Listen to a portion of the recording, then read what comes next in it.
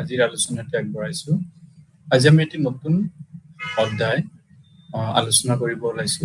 BESC 131 block 2 unit 7 contributions of Indian philosopher, ভাৰতীয় দাৰ্শনিকসকলৰ অৱদান। ভাৰতবৰ্ষৰ দাৰ্শনিক বিকাশত বা দৰ্শনৰ বিকাশৰ ক্ষেত্ৰত ভাৰতীয় দৰ্শনটোক অধিক চহকী কৰাৰ ক্ষেত্ৰত ভাৰতীয় দাৰ্শনিকসকলে কেনেকুৱা ধৰণৰ অৱদান আগবঢ়াইছে সেই বিষয়ে এতিয়া আমি আলোচনা কৰিম। ভাৰতবৰ্ষৰ দৰ্শনৰ বিষয়ে আমি আগৰ অধ্যায়টোত ইতিমধ্যে আলোচনা কৰিছোৱে। ভাৰতীয় দৰ্শনটোক পশ্চিমা দৰ্শনৰ পৰা কিছুমান ক্ষেত্ৰত আমি পৃথক দেখিবলৈ পাওঁ। গতিকে এই ভাৰতীয় দাৰ্শনিক দৃষ্টিভংগীসমূহ ভাৰতীয় দাৰ্শনিক চিন্তাধাৰাসমূহৰ বিকাশৰ ক্ষেত্ৰত একোজন বিশেষ দাৰ্শনিক বা মহান দাৰ্শনিকে কি কৰিছে, বিশেষ অৱদান আগবঢ়াইছে। আৰু সেই অৱদানখিনিৰ পৰিপ্ৰেক্ষিততে ভাৰতীয় দৰ্শনৰ এটা স্বতন্ত্ৰ বা এটা স্বকীয় ৰূপ আমি দেখিবলৈ পাওঁ। গতিকে এই অধ্যায়টিৰ জৰিয়তে আমি ভাৰতীয় দাৰ্শনিকসকলৰ যিখিনি অৱদান, সেই অৱদানৰ বিষয়ে আমি আলোচনা কৰিম। প্ৰথমতে কোৱা হৈছে কি যে ভাৰতবৰ্ষখন এটা দাৰ্শনিক দৃষ্টিভংগীৰ ক্ষেত্ৰত এটা অতি চহকী আৰু বৈচিত্ৰ্যপূৰ্ণ এখন দেশ। ভাৰতবৰ্ষৰ বিভিন্ন জাতি, বিভিন্ন উপজাতি, বিভিন্ন ধৰ্ম, বিভিন্ন বৰ্ণ, বিভিন্ন ভৌগোলিক বৈশিষ্ট্য সম্পন্ন এখন দেশ। গতিকে এই দেশৰ অঞ্চলভেদে, ক্ষেত্ৰভেদে প্ৰয়োজন আৰু দাবীসমূহ বেলেগ বেলেগ। গতিকে সেই ভিন্নতা বৈচিত্ৰতাৰ আধাৰতেই ভাৰতবৰ্ষৰ শিক্ষাৰ সমান্তৰালভাৱে দৰ্শনৰ ক্ষেত্ৰখনতো বৈচিত্ৰতা আমি দেখিবলৈ পাওঁ। এই ক্ষেত্ৰত বিশেষ কিছুমান ভাৰতীয় দাৰ্শনিক, যি দাৰ্শনিকসকলে শিক্ষাক দৰ্শনৰ সৈতে সন্নিৱিষ্ট কৰি, দৰ্শনৰ সৈতে সংলগ্ন কৰি এক বিশেষ ভাৰতীয় দৰ্শনৰ পৰিচয় দাঙি ধৰাবলৈ সক্ষম হৈছে। গতিকে দৰ্শন বা ভাৰতীয় দৰ্শনৰ চিন্তাধাৰা, ভাৰতীয় দৰ্শনৰ বিভিন্ন দৃষ্টিভংগীসমূহ আমি ভাৰতীয় দৃষ্টিভংগীত অন্য পশ্চিমীয়া বা অন্য দৰ্শনৰ ক্ষেত্ৰতকৈ আমি এক পৃথক দৃষ্টিভংগী দেখিবলৈ পাওঁ। গতিকে ভাৰতীয় দৰ্শন মূলতঃ আধ্যাত্মিকতাৰ দিশটোক বেছিকে গুৰুত্ব দিছে। যিখিনি ভাৰতীয় দৰ্শন আমি দেখিবলৈ পাওঁ, গোটেইকেইটা দৰ্শনে আধ্যাত্মিকতাৰ ওপৰত বেছি গুৰুত্ব দিছে। আধ্যাত্মিকতা আৰু নৈতিকতাৰ দিশটোক অধিক গুৰুত্ব দিয়াৰ কাৰণে এই ভাৰতীয় দৰ্শনটো প্ৰায়বিলাক ক্ষেত্ৰ আমি আদৰ্শবাদ দৰ্শনৰ সৈতে মিল থকা আমি দেখিবলৈ পাওঁ। গতিকে ভাৰতীয় দাৰ্শনিক দৃষ্টিভংগীসমূহ আধ্যাত্মিকতা, মানসিক, নৈতিক আদি দিশৰ আধাৰত গঢ় লৈ উঠা দাৰ্শনিক চিন্তাধাৰা। ভাৰতীয় দাৰ্শনিকসকলে শিক্ষাৰ মূল প্ৰায়োগিক দিশ যেনে শিক্ষাৰ লক্ষ্য, পাঠ্যক্ৰম, শিক্ষাদান পদ্ধতি, শিক্ষকৰ ভূমিকা, অনুশাসন ব্যৱস্থা, এই মূল দিশসমূহৰ সৈতে ভাৰতীয় দৰ্শনৰ সেই চিন্তাধাৰাসমূহৰ প্ৰয়োগ কৰি এক স্বকীয় ৰূপ প্ৰদান কৰিবলৈ সক্ষম হৈছে। গতিকে এই গোটেইকেইটা শিক্ষাৰ দিশসমূহত আমি ভাৰতীয় দৰ্শনৰ বিভিন্ন দৰ্শনৰ প্ৰায়োগিকতা আমি দেখিবলৈ পাওঁ। গতিকে এই অধ্যায়টোত আমি সেই দিশসমূহ, শৈক্ষিক দিশসমূহ আৰু বিভিন্ন ভাৰতীয় দাৰ্শনিকসকলে সেই শৈক্ষিক দিশসমূহৰ সৈতে কেনেকুৱা ধৰণৰ মত পোষণ কৰিছে, কেনেকুৱা ধৰণৰ আদৰ্শ দাঙি ধৰিছে, সেই বিষয়ে আমি ইয়াত আলোচনা কৰিম। মূলতঃ আমি ইয়াতে শিক্ষাৰ লক্ষ্য সম্পৰ্কে, পাঠ্যক্ৰম সম্পৰ্কে, শিক্ষাদান পদ্ধতি সম্পৰ্কে, অনুশাসন ব্যৱস্থা সম্পৰ্কে আৰু শিক্ষক শিক্ষাৰ্থীৰ ভূমিকা বা সম্পৰ্ক সম্পৰ্কে আমি ইয়াতে আলোচনা কৰিম। তাৰ আগতে কোৱা হৈছে কি যে পাঠটোৰ বা এই অধ্যায়টোৰ কিছুমান উদ্দেশ্য আগত ৰাখি অধ্যায়টো প্ৰস্তুত কৰা হৈছে। প্ৰথমে কোৱা হৈছে ভাৰতীয় মহান দাৰ্শনিকসকলৰ শিক্ষা দৰ্শন বুজি পোৱা। প্ৰথমতে কোৱা হৈছে কি যে এই অধ্যায়টোৰ মূল উদ্দেশ্য হৈছে কি, যিখিনি ভাৰতীয় মহান দাৰ্শনিক, এই ভাৰতীয় দাৰ্শনিকসকলৰ শিক্ষা দৰ্শন বুজি পোৱা। শিক্ষাৰ্থীসকলে ইয়াৰ পৰা মহান দাৰ্শনিকসকলৰ শিক্ষা দৰ্শনটো বুজি পাবলৈ সক্ষম হ'ব। বিভিন্ন দাৰ্শনিকসকলে শিক্ষা সম্পৰ্কে কেনেকুৱা ধৰণৰ দৃষ্টিভংগী ব্যক্ত কৰে সেই বিষয়ে ইয়াতে অৱগত হ'বলৈ সক্ষম হ'ব।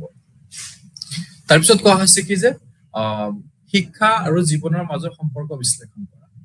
শিক্ষাৰ লগত জীৱন এই দুটাৰ মাজত দৰ্শনে কেনেকে সম্পৰ্ক টানি আনিছে বা সম্পৰ্ক সৃষ্টি কৰিছে সেই বিষয়ে বিশ্লেষণ কৰা হ'ব এই অধ্যায়টোৰ জৰিয়তে। আমাৰ দৈনন্দিন জীৱনত, ব্যৱহাৰিক জীৱনত, প্ৰায়োগিক জীৱনত শিক্ষাৰ আৰু দৰ্শনৰ প্ৰভাৱটো কেনেকুৱা, শিক্ষাৰ লগত আৰু জীৱনৰ লগত সম্পৰ্ক, শিক্ষাৰ লগত দৰ্শনৰ লগত আৰু জীৱনৰ লগত সম্পৰ্ক, এই গোটেইখিনি দিশ এই অধ্যায়টোৰ জৰিয়তে বিশ্লেষণ কৰিবলৈ প্ৰয়াস কৰা হ'ব। তাৰপিছত কোৱা হৈছে আধুনিক শিক্ষা ব্যৱস্থাত প্ৰাচীন আৰু মধ্যযুগীয় চিন্তাৰ প্ৰভাৱ আলোচনা কৰা। আধুনিক শিক্ষা ব্যৱস্থা, আমি বৰ্তমান আধুনিক সময়ত আছো, আধুনিক শিক্ষা ব্যৱস্থাত আছো। এই আধুনিক শিক্ষা ব্যৱস্থাত, বৰ্তমান সময়ৰ শিক্ষা ব্যৱস্থাত সেই প্ৰাচীন বা মধ্যযুগীয় যিখিনি চিন্তাধাৰা আছিলে, দাৰ্শনিক দৃষ্টিভংগী আছিলে, সেই দৃষ্টিভংগীসমূহ এতিয়া তাৰ প্ৰায়োগিক ক্ষেত্ৰখনত কিমানখিনি প্ৰভাৱ বিস্তাৰ কৰিবলৈ সক্ষম হৈছে সেই বিষয়ে ইয়াত আলোচনা কৰা হ'ব।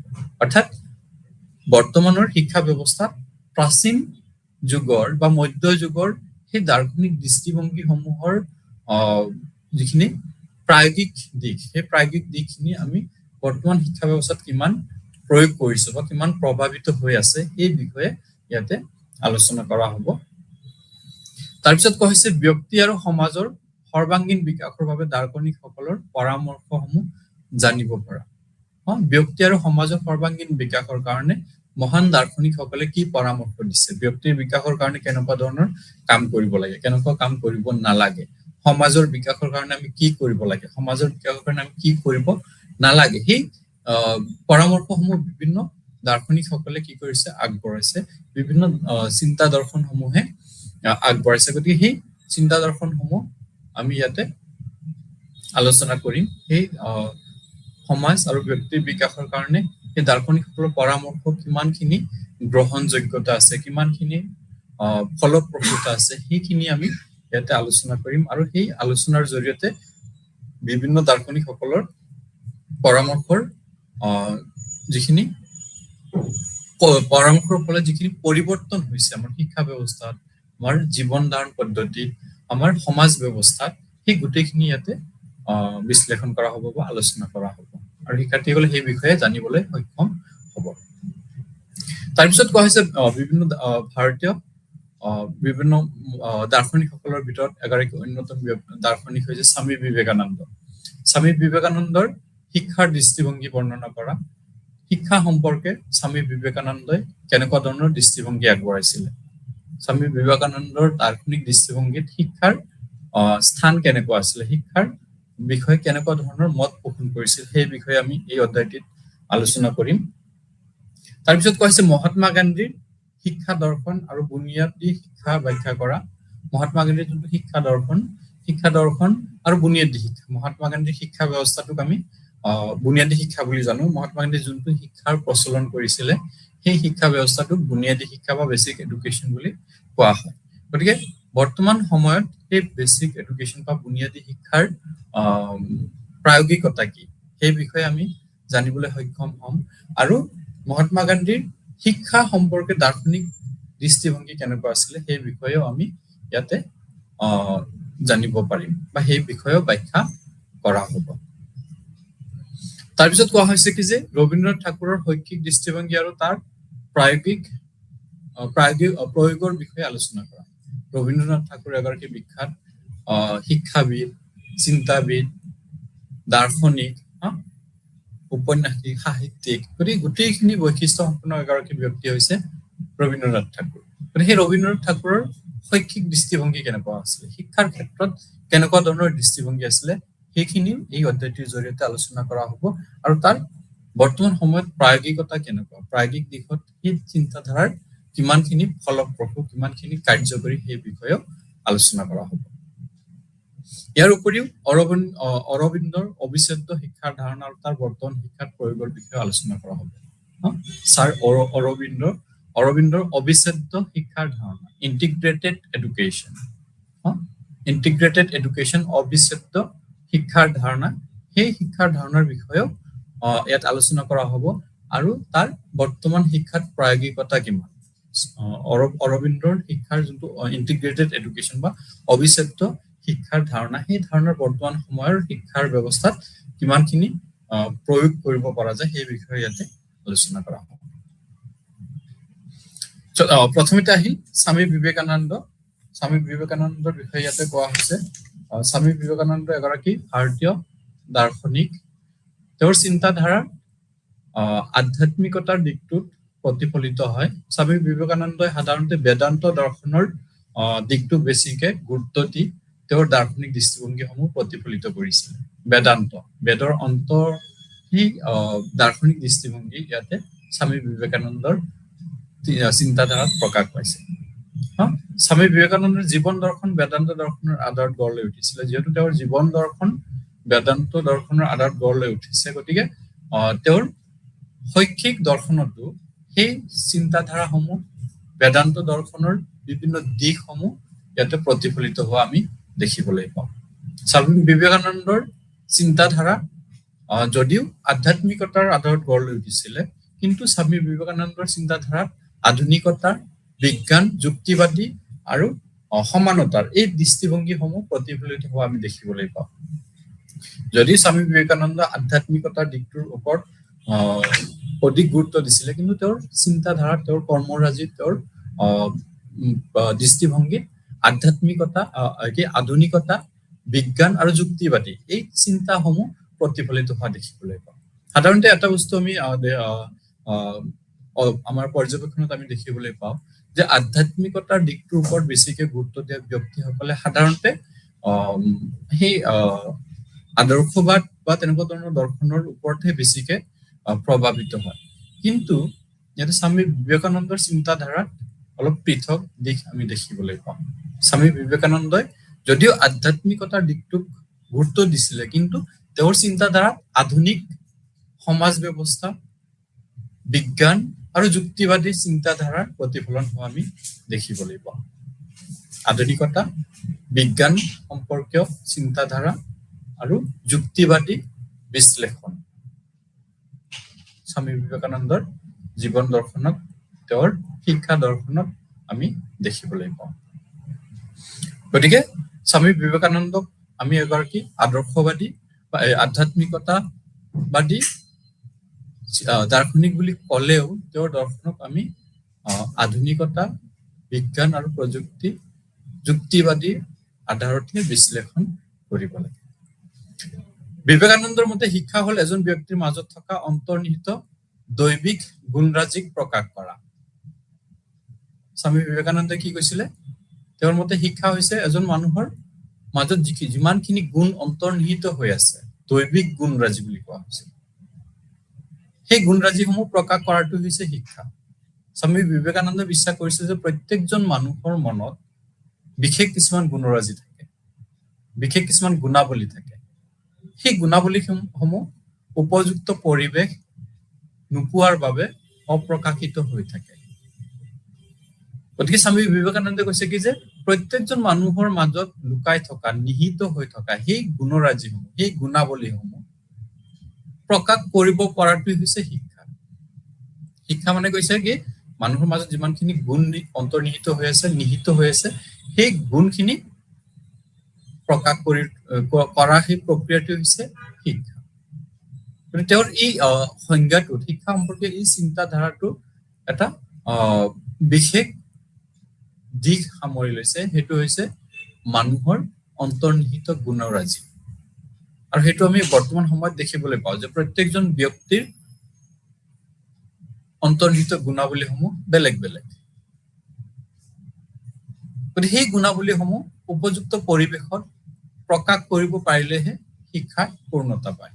আৰু যদি প্ৰকাশ কৰিব নোৱাৰে তেতিয়াহ'লে শিক্ষা পূৰ্ণতা নাপায়। আমি বহুত এনেকুৱা মানুহ দেখিবলৈ পাওঁ উপযুক্ত পৰিৱেশ নোপোৱাৰ কাৰণে তেওঁৰ মাজত থকা সেই প্ৰতিভাসমূহ, ইয়াতে অন্তৰ্নিহিত গুণ প্ৰতিভাসমূহক কথা কোৱা হৈছে, যিখিনি প্ৰতিভা আছে, টেলেণ্ট আছে, সেইখিনি কথা কোৱা হৈছে। গতিকে সেই প্ৰতিভাসমূহ বিকাশ নহয়, যাৰ কাৰণে সেই মানুহজনে নিজৰ প্ৰতিভাৰ বিষয়ে গমেই নাপায়। গতিকে সেই মানুহজনে যদি উপযুক্ত পৰিৱেশ পায়, তেওঁৰ মাজত থকা গুণখিনিক তেওঁ নিজে চিনাক্ত কৰিব পাৰে, মোৰ মাজত এইটো গুণ আছে, মই ইয়াক প্ৰকাশ কৰিব পাৰো আৰু তেতিয়া প্ৰকাশ কৰাটো মানে তেওঁ শিক্ষা বুলি আমি ক'ব পাৰো তেওঁ শিক্ষাক মানুহ গঢ়াৰ প্ৰক্ৰিয়া হিচাপে গণ্য কৰিছিল স্বামী বিবেকানন্দে কৈছিল কি যে শিক্ষা মানে হৈছে মানুহ গঢ়াৰ প্ৰক্ৰিয়া মানুহক গঢ় দি তোলাৰ এক প্ৰক্ৰিয়া হৈছে শিক্ষা এজন মানুহ যাৰ শিক্ষা আছে তেওঁ সুস্থ নাগৰিক হিচাপে নিজকে প্ৰতিষ্ঠিত কৰিব পাৰে সুস্থ মানুহ হিচাপে নিজকে প্ৰতিষ্ঠিত কৰিব পাৰে যিজন মানুহৰ শিক্ষা নাই তেওঁ কেতিয়াও কি কৰিব নোৱাৰে সমাজত নিজৰ সৰ্বাধিক বিকাশ লাভ কৰাব নোৱাৰে শিক্ষাৰ দ্বাৰাহে আমি সেইখিনি কৰিব পাৰো গতিকে সেইকাৰণে স্বামী বিবেকানন্দই শিক্ষাক মানুহ গঢ়াৰ এক প্ৰক্ৰিয়া বুলি কোৱা হৈছে মানুহ গঢ়া মানে ইয়াতে মানুহক কি কৰি তোলা তেওঁৰ মাজত নিহিত হৈ থকা প্ৰতিভাসমূহক বিকাশ কৰি তেওঁক কি এজন পূৰ্ণ মানুহ হিচাপে বিকশিত কৰা মানুহক সমাজৰ এগৰাকী সুস্থ নাগৰিক হিচাপে গঢ় দি তোলা সেইটোক মানুহ গঢ়া বুলি কোৱা হৈছে ইয়াতে গতিকে মানুহ গঢ়াৰ প্ৰক্ৰিয়া বুলি কোৱা হৈছে শিক্ষা কোনে কৈছে স্বামী বিবেকানন্দই স্বামী বিবেকানন্দে আৰু কৈছে কৰ্ম হৈছে সামাজিক তাৎপৰ্য প্ৰত্যেকজন মানুহৰ সামাজিক তাৎপৰ্য হৈছে কৰ্ম ইয়াতে কৰ্মটো আধ্যাত্মিকতাৰ দৃষ্টিভংগীত বিশ্লেষণ কৰা হৈছে এজন মানুহে যিখিনি কাম কৰিব সেই কামখিনিয়ে তেওঁৰ সমাজত প্ৰতিফলিত হ'ব আৰু সেই কামৰ আধাৰতে সমাজে তেওঁক বিশ্লেষণ কৰিব তেওঁক মূল্যায়ন কৰিব সমাজত তেওঁৰ তাৎপৰ্যতা বৃদ্ধি পাব তেওঁ কেনেকুৱা কাম কৰিছে যদি সমাজে বিচৰা মতে কাম কৰিছে সমাজৰ হিতৰ কাৰণে কাম কৰিছে তেতিয়াহ'লে তেওঁৰ সেই কৰ্মৰাজিয়ে সমাজত নিশ্চিত ৰূপত তেওঁৰ বিশেষত্ব সৃষ্টি কৰিবলৈ সক্ষম হ'ব তাৰপিছত হৈছে বেদান্ত দৃষ্টিভংগীৰ আধাৰত বৈজ্ঞানিক পদ্ধতিৰ বাস্তৱতাক বিশ্লেষণ স্বামী বিবেকানন্দই বেদান্ত দৃষ্টিভংগীৰ আধাৰতে বৈজ্ঞানিক পদ্ধতিত সকলোবোৰ দিশ বাস্তৱতাক বিশ্লেষণ কৰিছিল বাস্তৱ সময়ৰ লগত বৰ্তমান পৰিস্থিতিৰ লগত বেদান্ত দৃষ্টিভংগীৰ আধাৰত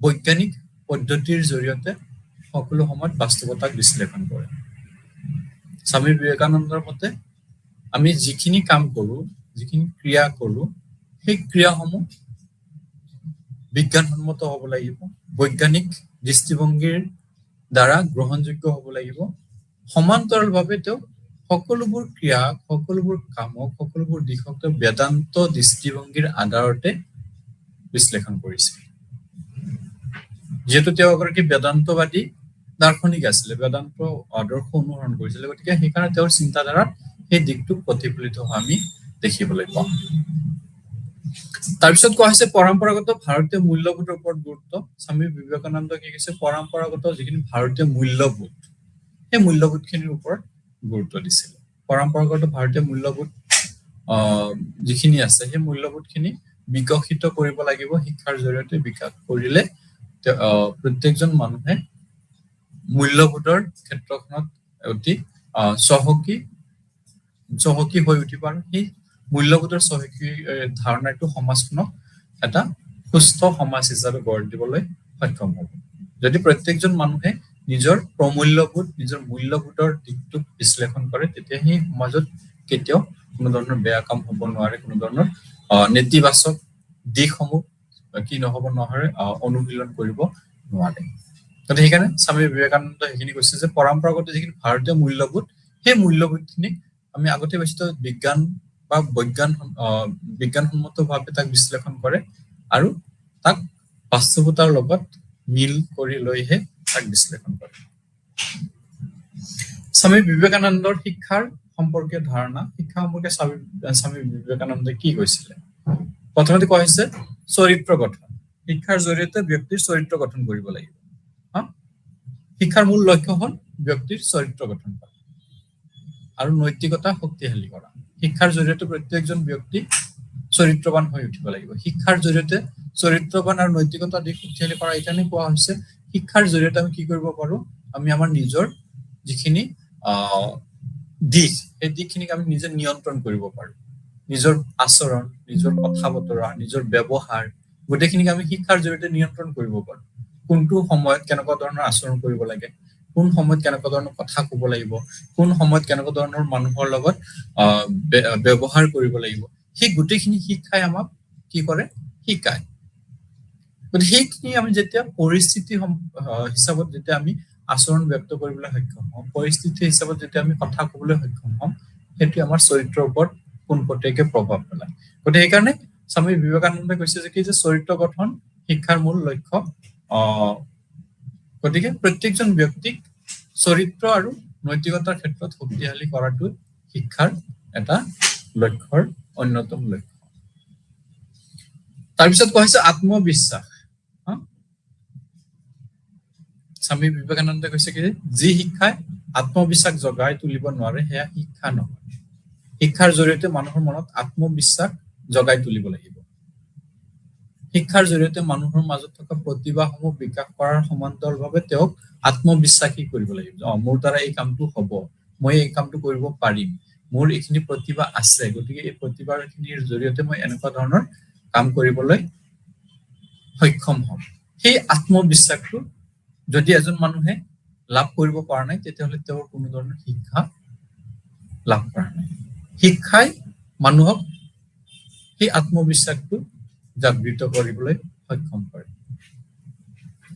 হ'ব পাৰে মই কৰিব নোৱাৰো মোৰ এইটো প্ৰতিভা নাই মই কৰিব নোৱাৰো সেইটো আত্মবিশ্বাসৰ ভিতৰত পৰে মোৰ দ্বাৰা এইখিনি নহ'ব গতিকে সেই ধাৰণাটো শিক্ষাই জাগৃত কৰে সেইকাৰণে স্বামী বিবেকানন্দই কৈছে যে যি শিক্ষাই আত্মবিশ্বাস জগাই তুলিব নোৱাৰে সেই শিক্ষা কোনো শিক্ষাই নহয় সেয়া শিক্ষা হ'ব নোৱাৰে এজন মানুহে শিক্ষা লাভ কৰাৰ পিছত যদি তেওঁৰ নিজৰ আচৰণক নিয়ন্ত্ৰণ কৰিব পৰা নাই তেওঁ নিজৰ আত্মবিশ্বাস বৃদ্ধি কৰিব পৰা নাই যে মোৰ এইখিনি কাম মই কৰিব পাৰিম তেতিয়াহ'লে তেওঁৰ সেই শিক্ষাৰ কোনো মূল্য নাথাকে কোনো ভেলু নাথাকে সেইকাৰণে স্বামী বিবেকানন্দে কৈছে যে আমি তেনেকুৱা শিক্ষা ল'ব লাগে যি শিক্ষাই আমাক আত্মবিশ্বাসী কৰি তুলিব জীৱনৰ প্ৰত্যেকটো ক্ষেত্ৰতে প্ৰত্যেকটো মুহূৰ্ততে অৰ্থনৈতিক ক্ষেত্ৰতে হওক সামাজিক ক্ষেত্ৰতে হওক ঘৰুৱা ক্ষেত্ৰতে হওক যিমানখিনি আমাৰ ক্ষেত্ৰত আমি নিজকে প্ৰতিষ্ঠিত কৰিব লাগে সেই ক্ষেত্ৰসমূহত আত্মবিশ্বাসী হোৱাটো প্ৰয়োজন তাৰপিছত আৰু এটা কথা কৈছে একাগ্ৰতা শিক্ষাৰ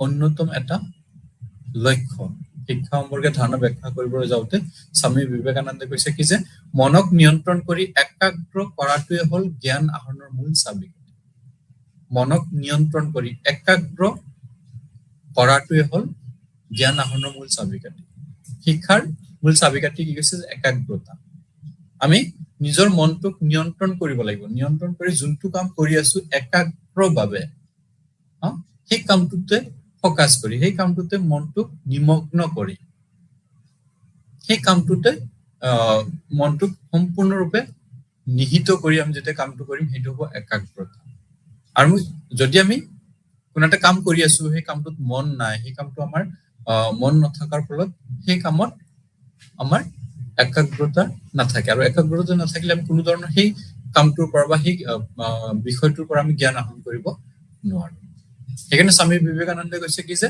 একাগ্ৰতা মনক নিয়ন্ত্ৰণ কৰি একাগ্ৰ কৰাটোৱে হৈছে জ্ঞান আহৰণৰ মূল চাবিকাঠি যোনটো শিক্ষাৰ দিশটো প্ৰতিফলিত কৰে শিক্ষাৰ লক্ষ্যসমূহ ইতিমধ্যে কৈছো তথাপি ইয়াত আৰু কোৱা হৈছে শাৰীৰিক বিকাশৰ কথা কৈছে শিক্ষাৰ জৰিয়তে শাৰীৰিক বিকাশৰ ওপৰত গুৰুত্ব দিয়াৰ কথা কৈছে আমাৰ শৰীৰখন সুস্থ থাকিলেহে আমাৰ মন বা আত্মা সুস্থ থাকিব সেইকাৰণে প্ৰথমতে স্বামী বিবেকানন্দ শিক্ষাৰ লক্ষ্য হৈছে শিক্ষাৰ জৰিয়তে আমি শাৰীৰিক বিকাশৰ কাৰণে বিভিন্ন দিশ আমি ইয়াতে সন্নিৱিষ্ট কৰিব লাগে তেনেকৈ হৈছে গীতা পঢ়াতকৈ ফুটবল খেলিলে ঈশ্বৰৰ অধিক নিকট পাব পাৰি বুলি স্বামী বিবেকানন্দই কৈছে যোনটো কাম মই কৰি ভাল পাওঁ যোনটো কামত মোৰ শৰীৰটো ভাল লাগিব সেই কামটো কৰিলেহে ঈশ্বৰৰ নিকটত যাব পাৰি বুলি স্বামী বিবেকানন্দই কৈছে মই গীতা পঢ়িলো মোৰ গা বেয়া অসুস্থ মন এটা লৈ মই গীতা পঢ়িলো সেই সময়ছোৱাত মোৰ মনত শান্তি নাথাকিব কাৰণ মোৰ গা বেয়া হোৱাৰ কাৰণে মই মানুহক দেখাবৰ কাৰণে পঢ়িলো সেইখিনি সময়ত মই ভগৱানৰ নিকটত যাব নোৱাৰো তাতকে সেইকাৰণে স্বামী বিবেকানন্দে কৈছে যে গীতা পঢ়াতকে ফুটবল খেলিলে ঈশ্বৰৰ অধিক নিকট যাব পাৰি যোনটো কাম কৰিছো মই একাগ্ৰভাৱে কৰিছো সম্পূৰ্ণ মনটো নিমগ্ন কৰি মোৰ মনত শান্তি লাভ কৰিছো সেইটো কাম কৰিলে ঈশ্বৰৰ নিকটত যাব পাৰি বুলি স্বামী বিবেকানন্দে কয় তাৰপিছত কৈছে আধ্যাত্মিক বিকাশ অন্তৰৰ পোহৰ বিলাই দিয়া শিক্ষাৰ জৰিয়তে অন্তৰৰ যিখিনি পোহৰ নিজৰ মনৰ মাজত থকা পোহৰটো বিলাই দিয়াৰ কথা কৈছে স্বামী বিবেকানন্দ। আধ্যাত্মিক বিকাশ, প্ৰত্যেকজন মনৰ মাজত নিহিত হৈ থকা সেই আধ্যাত্মিকতাৰ দিশটো বিকশাই তোলাটো, সেইটো অন্তৰৰ পোহৰ বিলোৱাৰ বুলি কোৱা হৈছে। সেইটো কথা কৈছে। অৰ্থনৈতিক আত্মনিৰ্ভৰশীলতা, শিক্ষাই মানুহক ভৰিৰ ওপৰত থিয় হবলৈ শিকায়। স্বামী বিবেকানন্দই কি কৈছে, শিক্ষা আমি ল'ব লাগে, সমান্তৰালভাৱে আমি সেই শিক্ষাৰ পৰা অৰ্থনৈতিক স্বাৱলম্বিতা লাভ কৰিব লাগিব। আমি শিক্ষা গ্ৰহণ কৰাৰ পিছত যদি আমি অৰ্থনৈতিকভাৱে সক্ষম হ'ব পৰা নাই, অৰ্থনৈতিকভাৱে যদি আমি নিজকে প্ৰতিষ্ঠিত কৰিব পৰা নাই, তেতিয়াহ'লেও সেই শিক্ষাৰ কোনো মূল্য নাথাকে। শিক্ষাৰ জৰিয়তে আমি অৰ্থনৈতিক স্বাৱলম্বিতা বা আত্মনিৰ্ভৰশীলতা লাভ কৰিব লাগিব। তাৰপিছত স্বামী বিবেকানন্দৰ শিক্ষাৰ লক্ষ্যত আৰু কোৱা হৈছে যে মানৱতাৰ বিকাশৰ কথা কোৱা হৈছে। মানৱতাৰ বিকাশ কৰা, হিউমেনিটি, বন্ধুত্ব, ভাতৃত্ববোধ, সহানুভূতিশীলতা, সহনশীলতা, সেই মানৱীয় দিশসমূহ, মানৱীয় গুণসমূহ শিক্ষাৰ জৰিয়তে বিকাশ কৰিব লাগে। স্বামী বিবেকানন্দৰ জীৱন দৰ্শনৰ মানৱতাৰ দিশটো এটা অতি অন্যতম গুৰুত্বপূৰ্ণ দিশ। মানৱতাৰ বিকাশৰ কথা কৈছে যে শিক্ষাৰ লক্ষ্য হ'ব লাগে প্ৰত্যেকজন মানুহৰ মানৱতাক বিকাশ কৰা, মানুহৰ প্ৰতি মানুহৰ যিখিনি দায়বদ্ধতা, কৰ্তব্য, সহানুভূতিশীলতা, সেইখিনি বিকাশ কৰা। তাৰপিছত বিশ্ব ভাতৃত্ববোধৰ বিকাশ কৰা। বিশ্ব ভাতৃত্ববোধ, গোটেই বিশ্বৰ মানুহৰ মাজত ভাতৃত্ববোধ জাগৃত কৰা, ভাতৃত্ববোধৰ ধাৰণা বিকাশ কৰা, গোটেই বিশ্বৰ মানুহক ভাতৃত্ববোধ বান্ধোনেৰে বান্ধ খোৱা, শিক্ষাৰ জৰিয়তে প্ৰত্যেকজন মানুহক ভাল পাবলৈ শিকা। বিশ্ব ভাতৃত্ববোধৰ বিকাশ কৰা মানে প্ৰত্যেকজন মানুহক ভাল পাবলৈ শিকা, সেইটো শিক্ষাৰ লক্ষ্য হ'ব লাগে। যদি শিক্ষাৰ লক্ষ্য সম্পৰ্কে এইখিনি ধাৰণা স্বামী বিবেকানন্দই আগবঢ়াইছিলে। শিক্ষক আৰু অনুশাসন সম্পৰ্কে আৰু পাঠ্যক্ৰমৰ শিক্ষাদান পদ্ধতি সম্পৰ্কে কিছুমান ধাৰণা আগবঢ়াইছে। ইয়াতে পাঠ্যক্ৰম সম্পৰ্কে আলোচনা কৰিব যাওঁতে স্বামী বিবেকানন্দই যিহেতু আধ্যাত্মিক আৰু জাগতিক এই দুটা ভাগতে পাঠ্যক্ৰমসমূহ বিভক্ত কৰিছিল। আধ্যাত্মিক দিশ এটা আৰু জাগতিক। জাগতিক মানে আমাৰ বাহ্যিক জগতৰ যিখিনি দিশ, আধ্যাত্মিক মানে অন্তৰৰ লগত নিহিত হৈ থকা কাল্পনিক বা কোনো উদ্দীপকৰ উপস্থিতি অবিহনে যোনটো দিশ, সেইটো হৈছে আধ্যাত্মিকতা। আৰু জাগতিক মানে যোনটো উদ্দীপক আছে আমাৰ চাৰিওফালে থকা বিভিন্ন দিশসমূহ। তো পাঠ্যক্ৰমক এই দুটা ভাগত ভাগ কৰিছিলে।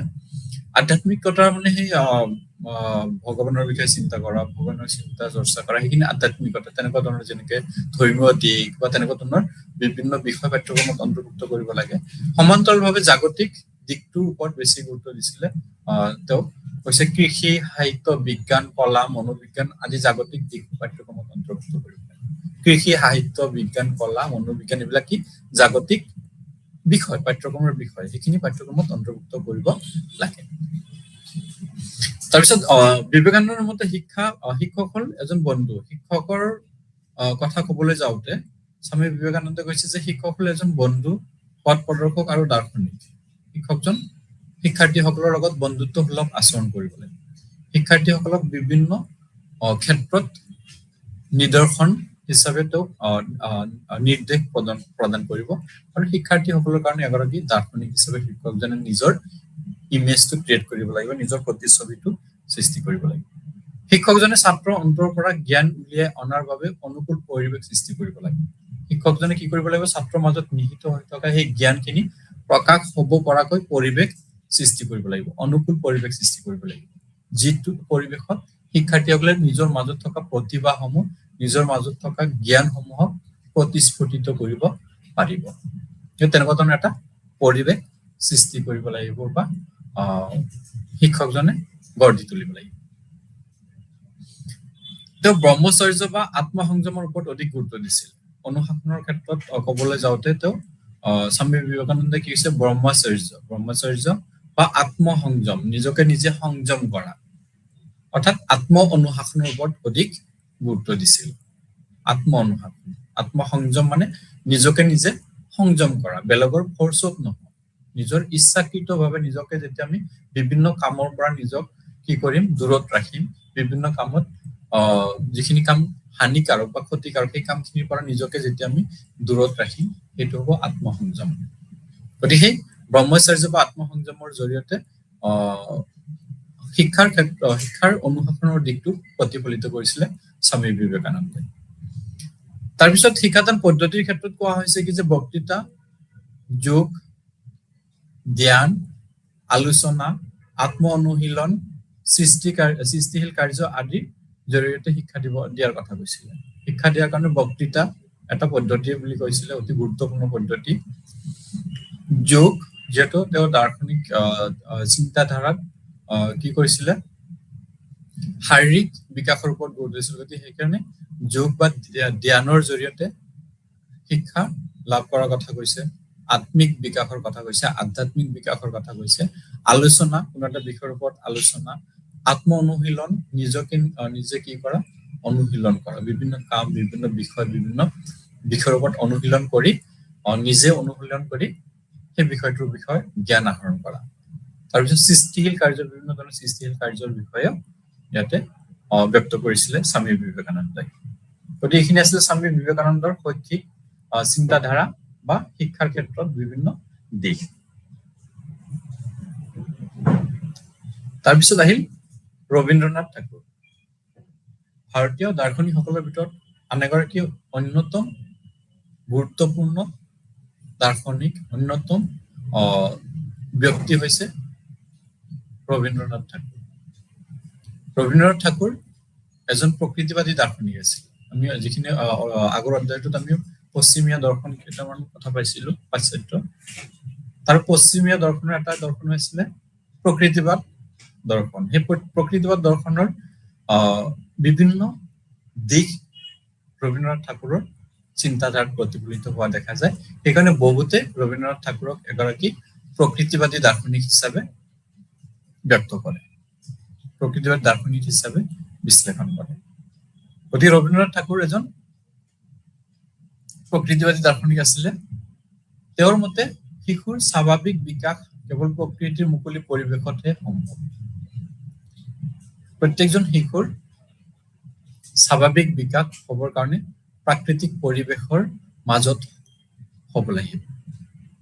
যদি আমি কৃত্ৰিম পৰিৱেশ সৃষ্টি কৰি সেই পৰিৱেশত শিশুৰ বিকাশৰ কথা কওঁ, সেইটো আচল বিকাশ নহ'ব, সেইটো জোৰ জবস্তি কৰা বিকাশ হ'ব। সেইকাৰণে ৰবীন্দ্ৰনাথ ঠাকুৰে প্ৰাকৃতিক মুকলি পৰিৱেশৰ আধাৰত শিশুৰ বিকাশ হ'ব লাগে বুলি মত পোষণ কৰিছিল। আৰু সেই চিন্তা দৰ্শনৰ আধাৰতে শান্তি নিকেতন, পৰৱৰ্তী সময়ত বিশ্বভাৰতী বিশ্ববিদ্যালয়, গতিকে শান্তি নিকেতন আশ্ৰম স্থাপন কৰিছিলে। শান্তি নিকেতনৰ জৰিয়তে তেওঁৰ শৈক্ষিক দৃষ্টিভংগীসমূহ সুন্দৰকৈ প্ৰতিফলিত কৰিছে। য'ত শান্তি নিকেতনত প্ৰত্যেকজন শিশুৱে গছৰ তলত বহি শিক্ষা গ্ৰহণ কৰিব লগা হয়। গছৰ তলত, সেই আমি আধুনিক শিক্ষাৰ যিখিনি চাৰি দেৱালৰ মাজত থাকি শিক্ষা গ্ৰহণ কৰো, সেইটো ৰবীন্দ্ৰনাথ ঠাকুৰে সমৰ্থন কৰা নাছিল। ৰবীন্দ্ৰনাথ ঠাকুৰৰ মতে সেইটো এটা কৃত্ৰিম পৰিৱেশ, আমি নিজে সৃষ্টি কৰি লোৱা পৰিৱেশ, যোনটো পৰিৱেশ শিক্ষাৰ্থীসকলৰ কাৰণে হানিকাৰক হৈ উঠিব পাৰে।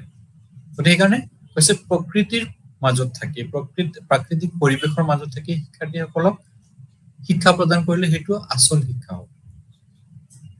আৰু সেইকাৰণে তেওঁৰ শিক্ষা দৰ্শনত আমি সেই দিশখিনিক প্ৰতিফলিত হোৱাও দেখিবলৈ পাওঁ। প্ৰকৃতি আৰু শিক্ষা সম্পৰ্কে স্বামী বিবেকানন্দই অতি বেছি গুৰুত্ব দিছিলে। স্বামী বিবেকানন্দই কৈছে কি যে আমি শিক্ষাৰ্থীসকলক শিক্ষা দিবৰ কাৰণে প্ৰাকৃতিক পৰিৱেশত লৈ যাব লাগিব। শ্ৰেণীকোঠাৰ চাৰি দেৱালৰ আবদ্ধ শিক্ষাৰ বিৰোধিতা কৰিছিলে ৰবীন্দ্ৰনাথ ঠাকুৰে। তেওঁৰ মতে প্ৰকৃতি হৈছে শ্ৰেষ্ঠ শিক্ষক। প্ৰকৃতিৰ মাজত থাকি প্ৰকৃতিয়ে যিখিনি শিক্ষা প্ৰদান কৰিব, সেই শিক্ষা হৈছে শ্ৰেষ্ঠ শিক্ষক। তাত কোনো ধৰণৰ নাথাকে, কৃত্ৰিমতা নাথাকে। কিন্তু আমি চাৰি দেৱালৰ মাজত থাকি, চাৰি দেৱালৰ ভিতৰত আবদ্ধ কৰি ৰাখি শিশুক যি শিক্ষা দিওঁ, সেইটো কৃত্ৰিম শিক্ষা, কৃত্ৰিমতাৰে ভৰপূৰ। কিন্তু প্ৰকৃতিৰ মাজত থাকিলে সেই শিক্ষাত কৃত্ৰিমতা থাকিব নোৱাৰে। আৰু ৰবীন্দ্ৰনাথ ঠাকুৰ তেওঁৰ চিন্তাধাৰা কি কৰিছিলে, প্ৰতিফলিত কৰিছিলে শান্তি নিকেতন যোনটো আশ্ৰম, সেই আশ্ৰমৰ জৰিয়তে তেওঁ শান্তিনিকেতন 1901 চনত কি কৈছিল ব্ৰহ্মচৰ্য আশ্ৰম স্থাপন কৰিছিলে আৰু সেই যিটো পৰৱৰ্তী সময়ত বিশ্বভাৰতী বিশ্ববিদ্যালয়লৈ ৰূপান্তৰিত হয় তাতেই তেওঁৰ শৈক্ষিক দৃষ্টিভংগীসমূহ অতি ধুনীয়াকে প্ৰতিফলিত হৈ আছে অতি নিখুঁতভাৱে তাত প্ৰতিফলিত হৈছে তেওঁ যে এগৰাকী প্ৰকৃতিবাদী দাৰ্শনিক প্ৰকৃতিক ভাল পোৱা ব্যক্তি সেই ধাৰণাখিনি আমি যদি শান্তিনিকেতনত যাওঁ বিশ্বভাৰতীত যাওঁ তাত আমি দেখিবলৈ পাম শান্তিনিকেতনত বা বিশ্বভাৰতীত সেইখিনি অতি সুন্দৰ ৰূপত প্ৰতিফলিত হৈছে গতিকে প্ৰকৃতিৰ আধাৰত শিক্ষা আহৰণ কৰাৰ ওপৰত ৰবীন্দ্ৰনাথ ঠাকুৰে অতি বেছি গুৰুত্ব দিছিল আৰু সেইকাৰণে প্ৰকৃতি আৰু শিক্ষাৰ সম্পৰ্কে দিশটোক আমি ইয়াতে প্ৰাকৃতিক পৰিৱেশৰ মাজত শিক্ষাৰ বিকাশ হোৱা কথাও ক'ব পাৰো ৰবীন্দ্ৰনাথ ঠাকুৰৰ মতে শিক্ষাৰ লক্ষ্য আৰু পাঠ্যক্ৰম কি হ'ব লাগে শিক্ষাৰ লক্ষ্য সম্পৰ্কে ৰবীন্দ্ৰনাথ ঠাকুৰে কৈছে কি যে সম্পূৰ্ণ জীৱন প্ৰস্তুত কৰা পূৰ্ণ জীৱন প্ৰস্তুত কৰা বা সম্পূৰ্ণ জীৱন প্ৰস্তুত কৰা জীৱনটো পাৰফেক্ট কৰি তুলিবৰ কাৰণে পূৰ্ণ কৰি তুলিবৰ কাৰণে শিক্ষাৰ প্ৰয়োজন শিক্ষাই কি কৰে প্ৰত্যেকজন ব্যক্তিক পূৰ্ণতা প্ৰদান কৰে তেওঁৰ জীৱনটো অতিবাহিত কৰিবৰ কাৰণে কিমানখিনি গুণৰ প্ৰয়োজন হ'ব কিমানখিনি দক্ষতাৰ প্ৰয়োজন হ'ব কিমানখিনি বিভিন্ন ক্ষেত্ৰৰ বিভিন্ন জ্ঞানৰ প্ৰয়োজন হ'ব সেই গোটেইখিনি শিক্ষাই প্ৰদান কৰি সেই মানুহজনক এজন পূৰ্ণ মানুহ হিচাপে গঢ় দি তুলিবৰ কাৰণে সহায় কৰে প্ৰস্তুত কৰি তোলে মানুহজন পৰৱৰ্তী পৰিৱেশত কেনেকে নিজকে সমাযোজন কৰিব কেনেকে পৰৱৰ্তী পৰিৱেশত নিজকে সেই পৰিৱেশৰ সৈতে নিজকে খাপ খুৱাই ল'ব সেই খাপ খুৱাই ল'বৰ বাবে প্ৰয়োজন হোৱা জ্ঞান প্ৰয়োজন হোৱা দক্ষতা প্ৰয়োজন হোৱা বিষয়টোৰ ওপৰত থকা তেওঁৰ জ্ঞান সেই গোটেইখিনি শিক্ষাই প্ৰদান কৰে গতিকে এইটো শিক্ষাৰ লক্ষ্য হ'ব লাগে যে প্ৰত্যেকজন ব্যক্তিক তেওঁৰ ভৱিষ্যত জীৱনৰ কাৰণে প্ৰস্তুত কৰি তোলা তেওঁৰ সম্পূৰ্ণ জীৱনৰ কাৰণে প্ৰস্তুত কৰি তোলা গোটেই জীৱনৰ কাৰণে তাৰপিছত কোৱা হৈছে শিক্ষাৰ লক্ষ্য ব্যক্তিৰ অন্তৰ্নিহিত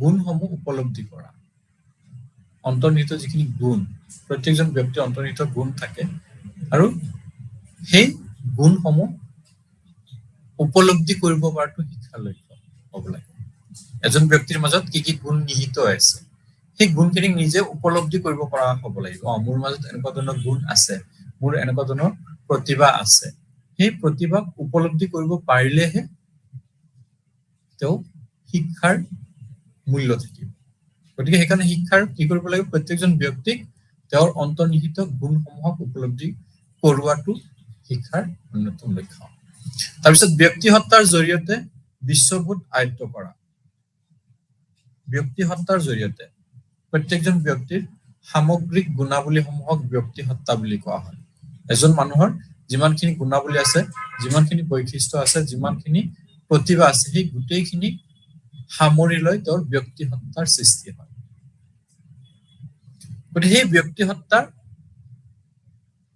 জৰিয়তে তেওঁৰ সেই গুণাৱলীৰ জৰিয়তে বিশ্ববোধ আয়ত্ত কৰা বিশ্ববোধ গোটেই জগতখন পৃথিৱীখনৰ বিষয়ে জ্ঞান আহৰণ কৰা পৃথিৱীখনৰ বিষয়ে জ্ঞান আহৰণ কৰি নিজৰ মাজত বোধগম্যতাৰ সৃষ্টি কৰা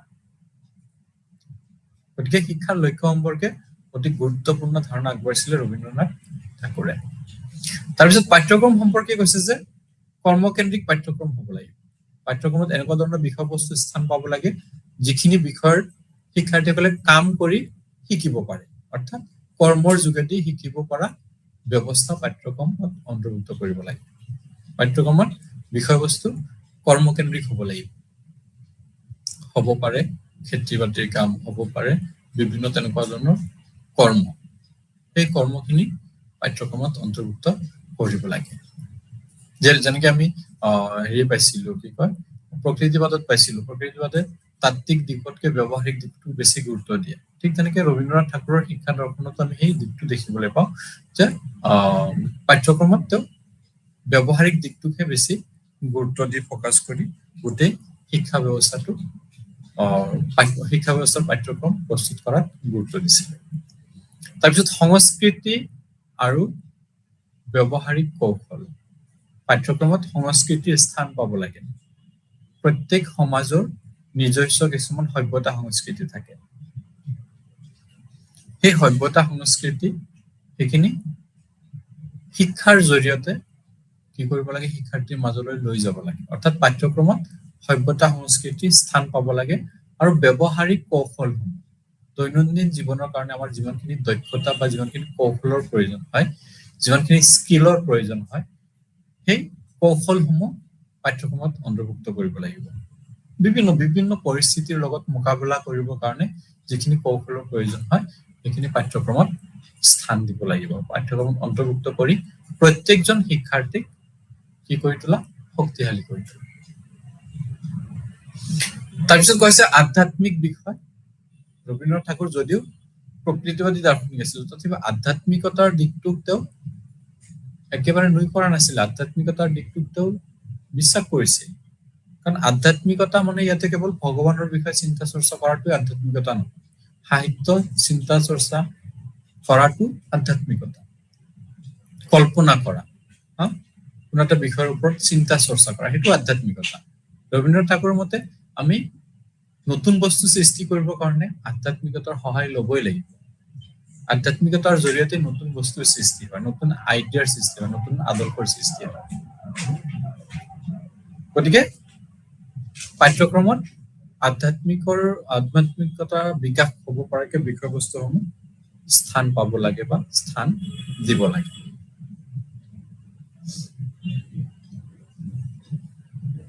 তাৰপিছত আহিল শিক্ষাদান পদ্ধতি আৰু শিক্ষক। শিক্ষাদান পদ্ধতি আৰু শিক্ষক সম্পৰ্কে ৰবীন্দ্ৰনাথৰ চিন্তাধাৰা আছিলে অলপ পৃথক।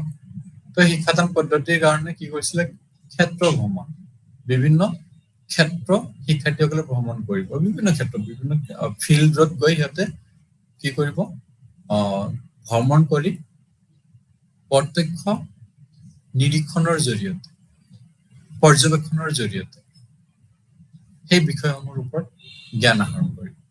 গতিকে ক্ষেত্ৰ ভ্ৰমণ এটা আছিলে, যিহেতু প্ৰকৃতিবাদী দাৰ্শনিক আছিল, প্ৰকৃতিবাদ চিন্তাধাৰা বিশ্লেষণ হৈছিলে, গতিকে তেওঁৰ ক্ষেত্ৰ ভ্ৰমণৰ ওপৰত গুৰুত্ব দিছিলে। শিক্ষাদানৰ এটা এইটো পদ্ধতি হ'ব লাগে। শিক্ষাৰ্থীসকলৰ কোনো এটা বিষয়ৰ ওপৰত তাত্ত্বিক জ্ঞান দিয়াতকে আমি সেই ক্ষেত্ৰখনলৈ লৈ, সেই বিশেষ ক্ষেত্ৰখনক লৈ কিনে আমি শিক্ষাৰ্থীসকলক তাৰ বিষয়ে জ্ঞান আহৰণৰ সুযোগ সুবিধা দিব লাগে। তাৰপিছত কৈছে কামৰ মাজেৰে শিক্ষা। ৰবীন্দ্ৰনাথ ঠাকুৰৰ চিন্তাধাৰাত যিহেতু প্ৰকৃতিবাদৰ দিশটো প্ৰতিফলিত হৈছে, গতিকে কৰ্মকেন্দ্ৰিক শিক্ষা বা কামৰ যোগেদি শিক্ষাৰ ধাৰণাটো আমি তেওঁৰ শিক্ষাদান পদ্ধতিত দেখিবলৈ পাওঁ। শিক্ষাৰ্থীসকলে কামৰ চলেৰে শিকিব লাগিব। কাম কৰি কৰি যেতিয়া শিকিব, সেই শিক্ষা দীৰ্ঘস্থায়িত্ব লাভ কৰিব। আৰু বৰ্তমানৰ শিক্ষাবিদ আৰু মনোবিজ্ঞানীসকলে কৰ্মৰ মাজেৰে শিক্ষা বা কামৰ মাজেৰে শিক্ষাৰ ধাৰণাটো অতি বেছিকে গুৰুত্ব দিয়া দেখা যায়, যোনটো ধাৰণা ৰবীন্দ্ৰনাথ ঠাকুৰেও দিছিল, গুৰুত্ব দিছিলে আৰু শিক্ষাৰ ক্ষেত্ৰত তাক প্ৰয়োগ কৰিছিল। তাৰপিছত কোৱা হৈছে যে শিক্ষা গ্ৰহণৰ কাৰণে এটা কথা কৈছে ৰবীন্দ্ৰনাথ ঠাকুৰে, আনন্দেৰে শিকিবৰ কাৰণে মনটো আনন্দিত হ'ব লাগিব। মনত দুখ বেজাৰ যাতনা লৈ শিকিব গ'লে সেই শিক্ষা কেতিয়াও স্থায়ী নহয়। মনটোক আনন্দময় কৰি ৰাখিব লাগিব। আনন্দেৰে শিকিলে, অৰ্থাৎ শিকাৰ সময়ত শিক্ষাৰ্থীক আমি জোৰ জবস্তি কোনো এটা বিষয়ৰ ওপৰত জ্ঞান জাপি দিব নালাগে, যোনটো বৰ্তমান মনোবিজ্ঞানে সেইটো বিৰোধিতা কৰে।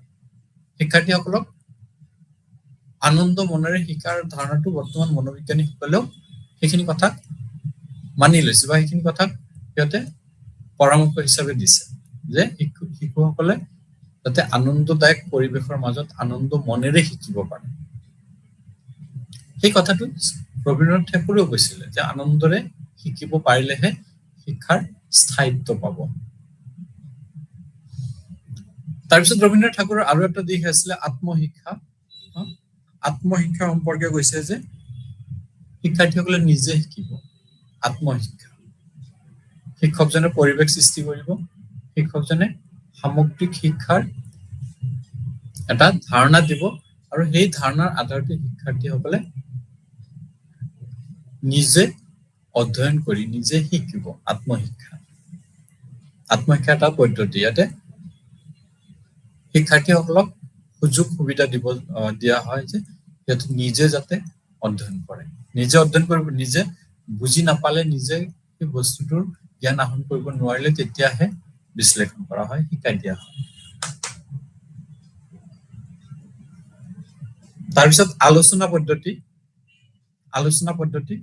পদ্ধতিত কোৱা হৈছে যে শিক্ষাৰ্থীসকল আৰু শিক্ষকসকলক সামৰি লৈ বিভিন্ন আলোচনা চক্ৰ আয়োজন কৰিব লাগে। আলোচনাৰ জৰিয়তে শিক্ষা প্ৰদান কৰিলে সেই শিক্ষা অধিক ফলপ্ৰসূ হয়, দীৰ্ঘস্থায়িত্ব লাভ কৰে। আলোচনাৰ জৰিয়তে বিভিন্ন বিষয়সমূহ তাত কি কৰা হয়, বিশ্লেষণ কৰা হয়, আৰু বিশ্লেষণৰ জৰিয়তে নতুন নতুন তথ্যৰ উদ্ঘাটন হ'ব পাৰে, যোনটো শিক্ষাৰ্থীসকলৰ কাৰণে অতি প্ৰয়োজন। গতিকে আলোচনা পদ্ধতিৰ কথা কৈছিলে। অভিজ্ঞতা কেন্দ্ৰিক শিক্ষা, ৰবীন্দ্ৰনাথ ঠাকুৰৰ শিক্ষাত কি কোৱা হৈছিল, অভিজ্ঞতা ভিত্তিক হ'ব লাগিব শিক্ষা, অভিজ্ঞতা কেন্দ্ৰিক হ'ব লাগিব। এক্সপিৰিয়েঞ্চিয়েল লাৰ্ণিঙত শিক্ষাৰ্থীসকলক অভিজ্ঞতাৰ জৰিয়তে শিক্ষা দিয়া হয়। ইয়াতে বিভিন্ন কাম, যোনটো কাম শিক্ষাৰ্থীসকলে কৰি ভাল পায়, যোনটো কামৰ পাঠ্যক্ৰমত অন্তৰ্ভুক্ত কৰা হৈছে, সেই কামটোৰ বিষয়ে, সেই পাঠ্যক্ৰমৰ বিষয়টোৰ ওপৰত জ্ঞান প্ৰদান কৰিবৰ কাৰণে অভিজ্ঞতাৰ সৃষ্টি কৰা হয়। শিক্ষাৰ্থীসকলক সাপোজ কোনোবা এজনে শিক্ষাৰ্থীয়ে কি কৰিব খুজিছে, কিবা এটা কাম শিকিব খুজিছে, কিবা এটা বিষয়ৰ ওপৰত জ্ঞান আহৰণ কৰিব খুজিছে, মাৰ্কেটিঙৰ ওপৰত জ্ঞান আহৰণ কৰিব বিচাৰিছে। গতিকে এই পদ্ধতিত, অভিজ্ঞতা কেন্দ্ৰিক পদ্ধতিত কি কৰা হ'ব, শিক্ষাৰ্থীজনক লগত লৈ বা শিক্ষাৰ্থীজনক বজাৰ কৰিবৰ কাৰণে পঠিয়াই দিয়া হ'ব। তাতে গৈ কিনে সিহঁতে নিজে অভিজ্ঞতা লাভ কৰিব বজাৰৰ পৰা, আৰু সেই অভিজ্ঞতাৰ জৰিয়তে কেনেকে বজাৰ কৰিব লাগিব, ক'ত কি কৰিব লাগিব, গোটেই প্ৰক্ৰিয়াটো অভিজ্ঞতাৰ জৰিয়তে সিহঁতে অৱগত। গতিকে এইখিনি আছিলে শিক্ষাদান পদ্ধতি। শিক্ষকৰ ভূমিকাৰ ওপৰত কৈছে, শিক্ষকৰ কেনেকুৱা ধৰণৰ ভূমিকা পালন কৰিব লাগে। প্ৰথমতে কোৱা হৈছে কি যে সুবিধা প্ৰদানকাৰী। শিক্ষকৰ ভূমিকা হ'ব কি, সুবিধা প্ৰদানকাৰী। শিক্ষাৰ্থীসকলক যিখিনি সুবিধাৰ প্ৰয়োজন, যিখিনি সুবিধা লাগে, সেই সুবিধাসমূহ প্ৰদান কৰিব লাগিব। প্ৰত্যেকজন শিক্ষাৰ্থীক পৰ্যাপ্ত সুবিধা প্ৰদান কৰিব লাগিব। কোনে কৰিব, শিক্ষকজনে। সেই অসুবিধাৰ সৃষ্টিকাৰী পৰিৱেশ গঢ় দি তুলিব লাগিব শিক্ষকজনে, শিশুৰ বাবে, প্ৰত্যেকটো শিশুৰ বাবে এইখিনি কৰিব লাগিব। সেইটো শিক্ষকজনৰ এটা ভূমিকা। স্বাধীনতাৰ নীতি অনুসৰণ কৰা, শিক্ষাৰ্থীসকলক পূৰ্ণ স্বাধীনতা দিয়া, শিক্ষাৰ্থীসকলক নিয়ন্ত্ৰণ কৰি ৰাখিব নালাগে। যোনটো প্ৰকৃতিবাদে কৈছিলে, মুক্ত স্বাধীনতাৰ কথা কৈছিলো প্ৰকৃতিবাদে। যিহেতু ৰবীন্দ্ৰনাথ টেগোৰ এগৰাকী প্ৰকৃতিবাদী দাৰ্শনিক, গতিকে তেওঁৰ শিক্ষাৰ ক্ষেত্ৰত শিক্ষকৰ ভূমিকাত সেই দিশটো প্ৰতিফলিত হোৱা দেখা যায়। তেওঁ স্বাধীনতা নীতি অনুসৰণ কৰাৰ কথা কৈছে। শিক্ষকজন শিক্ষাৰ্থীসকলক স্বাধীনতা প্ৰদান কৰিব আৰু নিজেও স্বাধীনভাৱে কাম কৰিব, বেলেগৰ প্ৰেছাৰত পৰি নহয়, বেলেগৰ হেঁচাত পৰি নহয়, নিজে স্বাধীনভাৱে কাম কৰিব, শিক্ষাৰ্থীসকলকো পূৰ্ণ স্বাধীনতা প্ৰদান কৰিব। তাৰপিছত কোৱা হৈছে কি যে শিক্ষকজন এজন ভাল জ্ঞান আহৰণকাৰী হ'ব লাগিব। ৰবীন্দ্ৰনাথ ঠাকুৰে কৈছিলে যে সময়ৰ পৰিৱৰ্তনৰ লগে লগে জ্ঞানৰ নতুন নতুন জ্ঞানৰ উৎসৰ সৃষ্টি হয়, চ'ৰ্চৰ সৃষ্টি হয়। গতিকে শিক্ষকজনে সেই নতুন পৰিৱেশত অহা শিক্ষাৰ্থীসকলক জ্ঞান প্ৰদান কৰিবৰ কাৰণে তেওঁ নিজে সেই নতুন দিশসমূহৰ জ্ঞান আহৰণ কৰিব লাগিব। তেওঁ সদায় জ্ঞান আহৰণ কৰিয়ে থাকিব লাগিব। সেইকাৰণে শিক্ষকজন এজন ভাল জ্ঞান আহৰণকাৰী হোৱাটো প্ৰয়োজন। সীমিত জ্ঞানেৰে তেওঁ শিক্ষাৰ্থীসকলক বহলভাৱে জ্ঞান প্ৰদান কৰিব নোৱাৰি। সেইকাৰণে তেওঁ সদায় জ্ঞান আহৰণ কৰিব, নতুন বিষয়, নতুন দিশ এটাৰ জ্ঞান আহৰণ কৰিব লাগে, আৰু সেই জ্ঞান আহৰণৰ জৰিয়তে তেওঁ গোটেই শিক্ষা প্ৰক্ৰিয়াটোক অধিক ফলপ্ৰসূ কৰি তুলিব পাৰিব। গতিকে শিক্ষকৰ ভূমিকা সম্পৰ্কে কোৱা হৈছে যে শিক্ষকজন সুবিধা প্ৰদানকাৰী হ'ব লাগিব, স্বাধীনতাৰ নীতি অনুসৰণ কৰিব লাগিব, শিক্ষকজন এজন ভাল জ্ঞান আহৰণকাৰী হ'ব লাগিব। গতিকে এই দিশসমূহ শিক্ষকতাৰ লগত জড়িত বা শিক্ষকৰ লগত জড়িত দিশ ৰবীন্দ্ৰনাথ ঠাকুৰে বিশ্লেষণ কৰা। তাৰপিছত কোৱা হৈছে সৃষ্টিশীলতা আৰু সৌন্দৰ্য। সৃষ্টিশীলতা আৰু সৌন্দৰ্য শিক্ষাৰ জৰিয়তে নতুন নতুন সৃষ্টি হোৱাৰ কথা ৰবীন্দ্ৰনাথ ঠাকুৰে কৈছিল। যে সৃষ্টি মানে ইয়াতে সেই কেৱল মেটেৰিয়েলিষ্টিক বা বস্তুগত সৃষ্টিৰ কথা কোৱা নাই। আদৰ্শৰ সৃষ্টি হ'ব পাৰে, নৃত্য গীতৰ সৃষ্টি হ'ব পাৰে, গানৰ সৃষ্টি হ'ব পাৰে, নাটকৰ সৃষ্টি হ'ব পাৰে, সংগীতৰ সৃষ্টি হ'ব পাৰে। গতিকে শিক্ষাত সংগীত, নৃত্য, নাটক আৰু চিত্ৰকলাৰ সমান গুৰুত্ব থাকিব লাগে। সেই সৃষ্টিশীল ধাৰণাসমূহ শিক্ষাত স্থান পাব লাগে।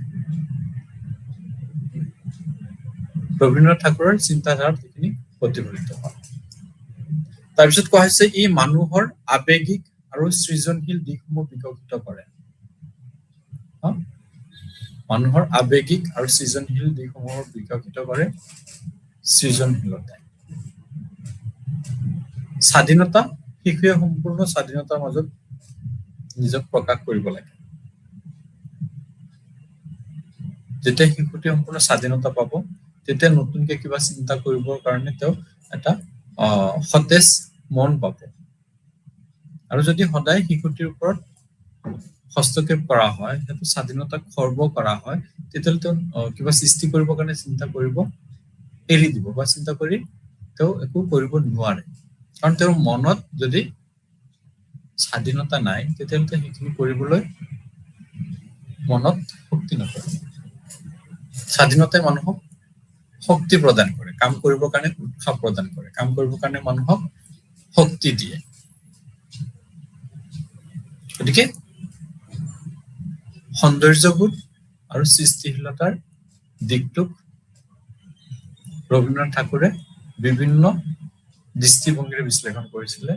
শিক্ষাত সংগীত বা তেনেকুৱা ধৰণৰ বিভিন্ন নাটক আদি নৃত্য অন্তৰ্ভুক্ত কৰি সেইখিনি কথা কৈছিলে। ই মানুহৰ আৱেগিক আৰু সৃজনশীল দিশসমূহ বিকশিত কৰে আৰু স্বাধীনতা। নেক্সট আহিল বিশ্ব মানৱতাবাদ। ৰবীন্দ্ৰনাথ ঠাকুৰৰ চিন্তা দৰ্শনত বিশ্ব মানৱতাবাদৰ এক উমান পোৱা যায়। ঠাকুৰৰ শিক্ষা দৰ্শন সংকীৰ্ণ জাতীয়তাবাদৰ উৰ্ধত আছিলে। তেওঁ গোটেই বিশ্বক এটা বাহ বা এটা বিশ্বাস বাহ বুলি বিশ্বাস কৰিছিলে। গোটেই চিন্তাধাৰা, ৰবীন্দ্ৰনাথ ঠাকুৰৰ চিন্তাধাৰাত কি আছিলে? জাতীয়তাবাদৰ উৰ্ধতকৈ গোটেই বিশ্ব বা পৃথিৱীখনক এটা বাহ, এটা চৰাইৰ যেনেকে বাহ থাকে, তেনেকুৱা এটা বাহ বুলি বিশ্বাস কৰিছিলে ৰবীন্দ্ৰনাথ ঠাকুৰে। তেওঁ পূব আৰু পশ্চিমৰ জ্ঞানৰ সমন্বয় বিচাৰিছিলে। পূব আৰু পশ্চিমৰ জ্ঞানৰ সমন্বয় বিচাৰিছিলে ৰবীন্দ্ৰনাথ ঠাকুৰে। তেওঁৰ চিন্তা দৰ্শনত পশ্চিম আৰু পূৰ্ব বা পূব আৰু পশ্চিমৰ উভয় শিক্ষা ব্যৱস্থাত প্ৰতিফলিত হৈছিল।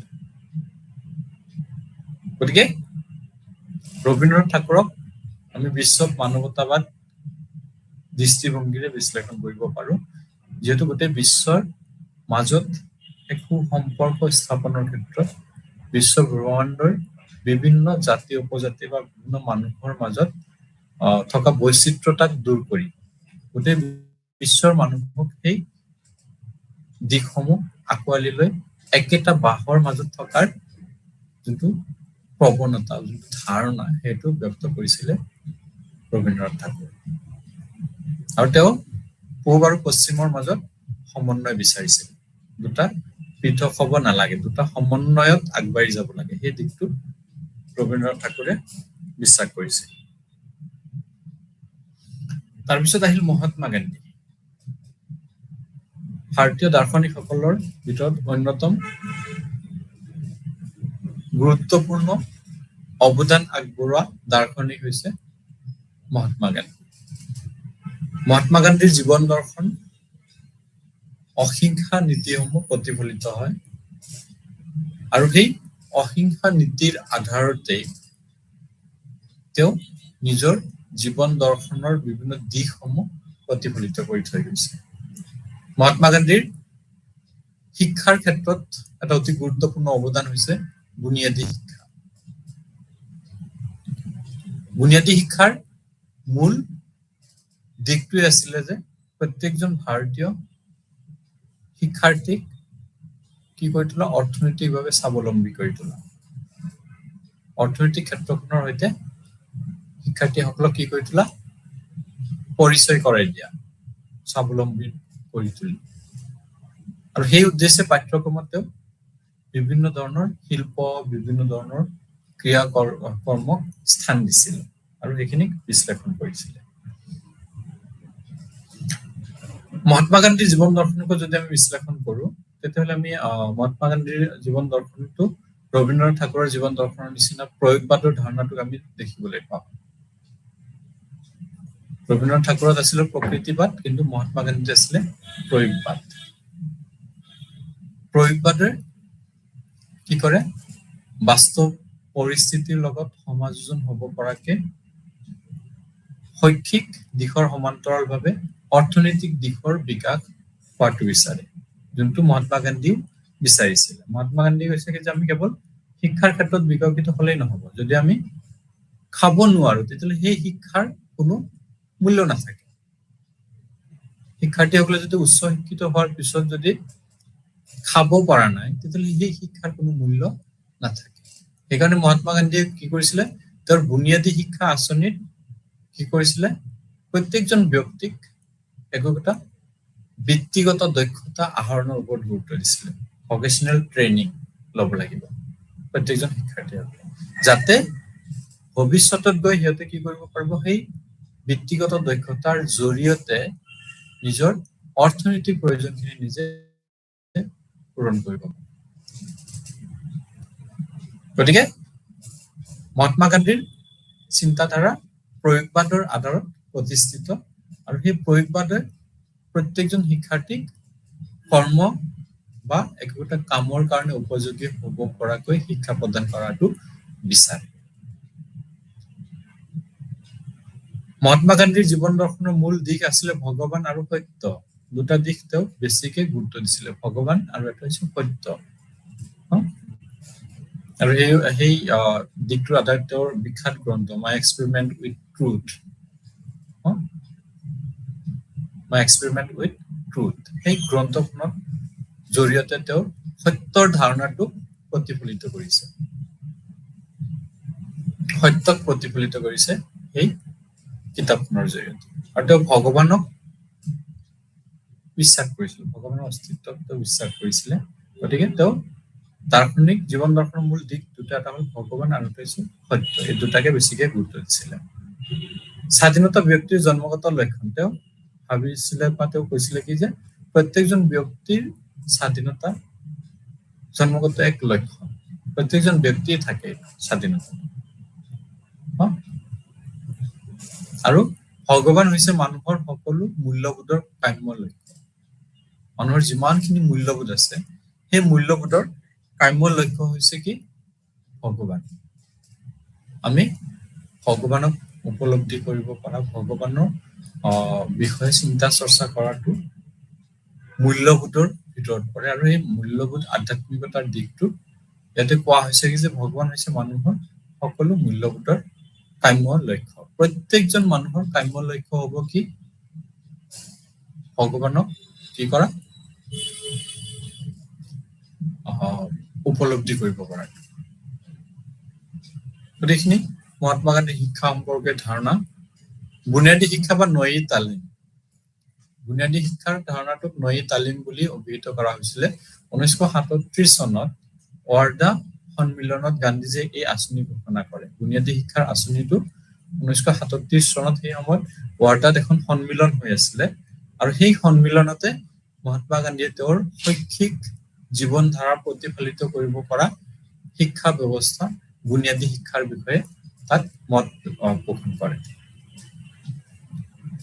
এই শিক্ষা মূলত আছিলে শিল্পকেন্দ্ৰিক শিক্ষা, য'ত মাতৃভাষাৰ জৰিয়তে শিক্ষা প্ৰদান কৰা মত পোষণ কৰা হৈছিল। সেইখিনি সময়ত ইংৰাজসকলৰ বিৰুদ্ধেও যুঁজ চলি আছিলে। ইংৰাজসকলৰ বিৰুদ্ধে যুঁজ চলি থকা সময়ত মহাত্মা গান্ধীয়ে অনুভৱ কৰিছিলে কি যে আমি শিক্ষাত মাতৃভাষাত প্ৰয়োগ কৰিব লাগে, কাৰণ মাতৃভাষাৰ জৰিয়তে আমি যিমান ধুনীয়াকে কোনো এটা বিষয়ৰ ওপৰত মত ব্যক্ত কৰিব পাৰো, বেলেগ ভাষাত সিমানকে ধুনীয়াকে নোৱাৰো। গতিকে মাতৃভাষাত বুনিয়াদী শিক্ষাৰ ভিতৰত ৰাখিছিলে। প্ৰিয় শিক্ষাৰ্থীসকল, আজিৰ সময় শেষ আহিল, ইমানতে সামৰিছো। নমস্কাৰ।